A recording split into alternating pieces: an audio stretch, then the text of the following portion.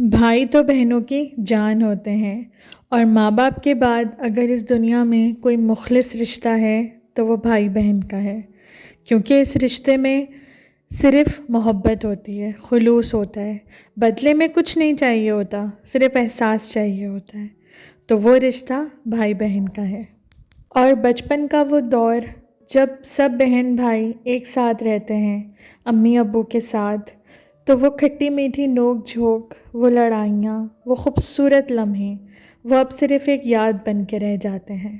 सब अपनी अपनी ज़िंदगियों में मसरूफ़ हो जाते हैं और उसी मसरूफ़ ज़िंदगी में अगर अचानक भाई का फ़ोन आए और वो कहे कि मैं तुमसे मिलने तुम्हारे घर आ रहा हूँ, तो इस खुशी का तो शायद कोई अंदाज़ा भी नहीं लगा सकता कि एक बहन का दिल कितना बड़ा हो जाता है, कितनी खुश हो जाती है वो जब उसको ये सुनने को मिलता है कि मैं तुम्हारे घर तुमसे मिलने आ रहा हूँ।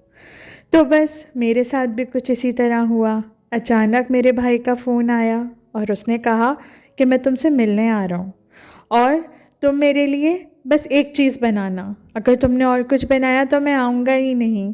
तो मैंने भाई से पूछा कि क्या खाओगे तुम, मेरे हाथ की कौन सी चीज़ खाना पसंद करोगे। तो उसने कहा कि मेरे लिए बेसनी रोटी बनाना, जैसे कि मम्मा बनाया करती थी।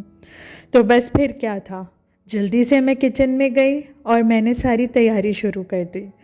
बेसनी रोटी के साथ आलू पालक की भुजिया और भुनी हुई लहसुन मिर्च की चटनी पसंद है भाई को, तो मैंने भुजिया बनाई, चटनी बनाई और भाई के आने से पहले ही मैंने ये सारी तैयारी कर ली ताकि जब भाई आए तो मैं उसके साथ बैठ के खूब सारी बातें करूं, अच्छा सा वक्त गुजारूं। क्योंकि ये लम्हे बहुत कम होते हैं, लेकिन इन लम्हों में ही हमें अपनी सारी खुशियां समेटनी होती हैं।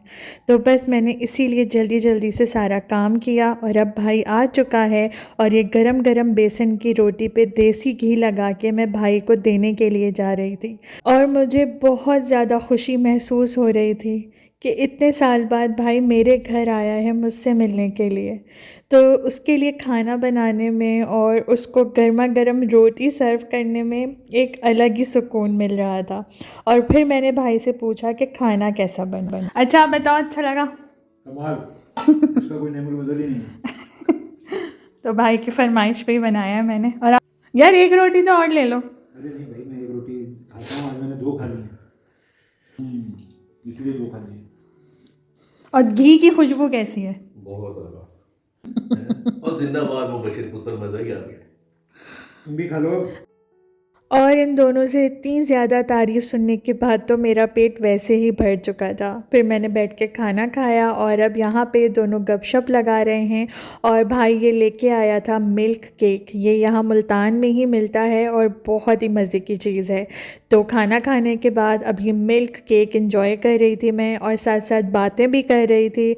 मैं चाह रही थी ये वक्त यहीं थम जाए और भाई यहीं रहे। मैंने बहुत रोका, लेकिन बहुत मसरूफ़ियत थी उसकी, फिर भी उस मसरूफ़ियत से टाइम निकाल के वो मुझसे मिलने आया।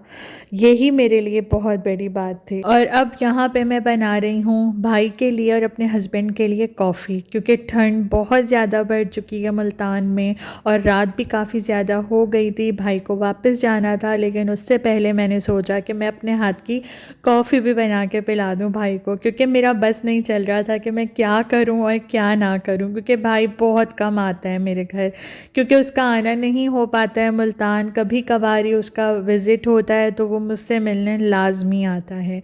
और यहाँ पे अब मैं ये कॉफ़ी उन दोनों को सर्व करूँगी और इतनी जल्दी वक्त गुजर गया कि पता ही नहीं चला।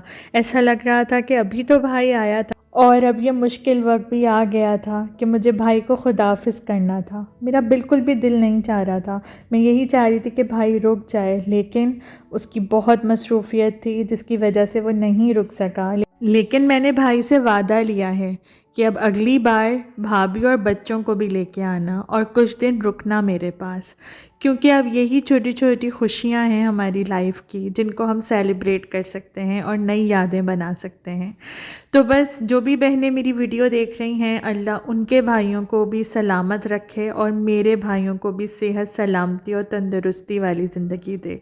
आमीन।